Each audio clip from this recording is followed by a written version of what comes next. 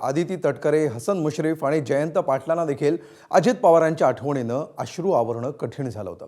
त्यांनी कोणत्या भावना व्यक्त केल्या बघूया. त्यांच्याशिवाय कधी काम करावं लागेल अशी भावना सुद्धा दुरान्वे सुद्धा मनाला स्पर्श करून कधी गेली नाही. मला आठवतंय 28 जून 2024 रोजी त्यांनी बजेट मांडलं. मुख्यमंत्री लाडकी बहीण योजना त्यांनी त्या बजेटमध्ये जाहीर केली. त्या दिवशी जे जॅकेट त्यांनी घातलं होतं गुलाबी रंगाचं, खरं तो रंग काय फारसा असा त्यांचा काय आवडीचा किंवा अशातला काही भाग नाही, पण ते जे जॅकेट घातलं ते आमच्या आग्रा खातर नंतर 12 जॅकेट तशी शिवून घेतली आणि मग प्रत्येक सभेमध्ये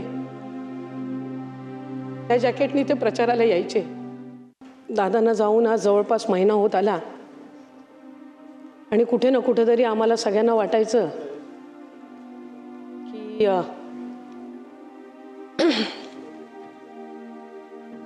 ते आमच्यामध्ये असतील, पण तो भ्रम आज या सभागृहाचं कामकाज सुरू झाल्यानंतर तुटला. आणि या सभागृहावर त्यांचं प्रचंड प्रेम. आज या सभागृहामध्ये ज्या वेळेला त्या खुर्चीवर त्यांना बघितलं नाही त्यावेळेला ही वस्तुस्थिती मान्य करून आपल्याला आपल्या या नेत्याच्या शिवाय आयुष्य जगावं लागेल हे दुर्दैवाने आज बोलावं लागतंय. 2019 मध्ये या सभागृहामध्ये आली.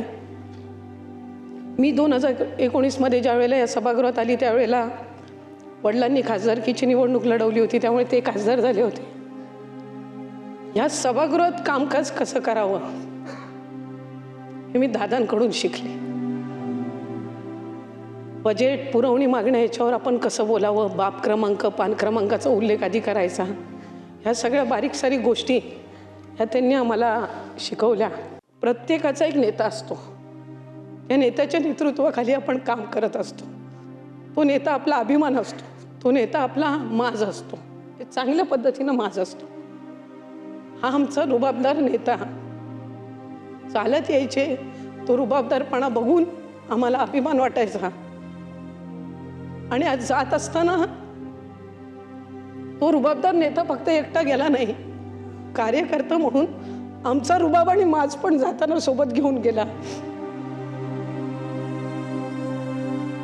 संपूर्ण महाराष्ट्र वाटतं 2 दिवस TV समोर बसून होता आणि माझ्या नेत्याला येत होता की इतके जवळचे संबंध माझे. 1999 साली मी निवडून आलो. 2 महिन्यात मला त्यांनी मंत्री केलं.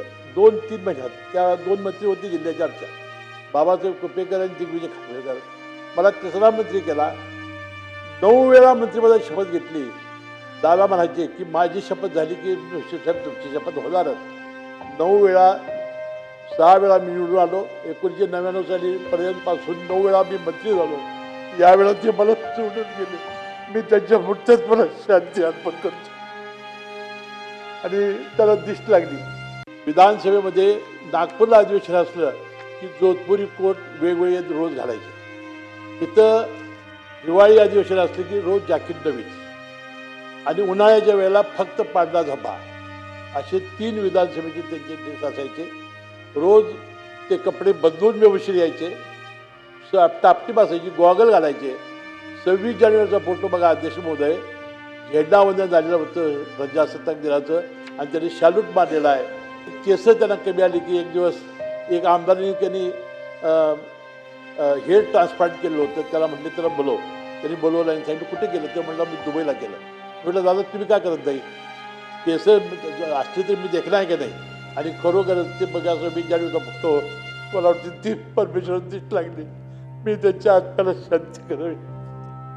दुश्मन ना करे दोस्त ने वो काम किया है, उम्र भर का गम हमें इनाम दिया है. गेले जवळपास 38 वर्ष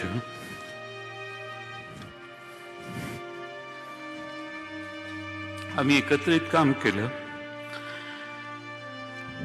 क्लासमेट म्हटलं की 10-12 वर्षाची साथ असते, पण मला आठवते 1991 पासून आम्ही विधानसभेच्या एका वर्गात जवळपास शेजारी शेजारी बसायचो. मी नेहमी त्यांना म्हणायचो, आबा गेल्यानंतर, दादा मी लहान आहे, आबा जाण्याच्या आधी, आबा मोठे आहेत, तुम्ही मध्ये आहात, माझा नंबर फार मागचा आहे, मला बराच टाईम आहे कुठल्याही करिअरसाठीच्या. पण असं कधीही मनात आलं नाही की आबा जातील आणि त्यानंतर दादा देखील अचानकपणानं असे जातील. राजकारणामध्ये गोड बोलावं लागतं, सर्वांना सांभाळून घ्यावं लागतं, असं मी त्यांना नेहमी सांगायचो. ते म्हणायचे, गोड बोलायला मला जमत नाही, ते तुमचा मार्ग आहे, मी जे आहे तेच सांगणार. एखाद्या मीटिंगच्या आधी सांगितलं की हे आता अमक्या अमक्या जिल्ह्यातले अमक्या अमक्या तालुक्यातले येत आहेत, थोडं शांतीनं घेऊ आणि नंतर आपण हँडल करू, मला सांगायचं आत्ताच सांगणार मी. एवढा ठामपणा मी महाराष्ट्रातल्या देशातल्या कुठल्याही नेत्यामध्ये आजपर्यंत बघितला नाही. जे असेल ते समोर आणि रोखठोक. की अजितदादांचं एक स्वप्न होतं, महाराष्ट्र घडवण्याचं होतं, महाराष्ट्रातलं राजकारण घडवण्याचं होतं आणि त्यासाठी हळूहळू पुन्हा मैदान तयार करावं, हळूहळू संघटना आणखीन जोरदारपणाने वाढवावी आणि एकसंघपणाने या मैदानात अधिक ताकदीनं काम करावं, हे दादांचं स्वप्न होतं. आणि हे स्वप्न पाहत असतानाच नियतीने मोठा घात केला. एबीपी माझा, उघडा डोळे बघा नीट.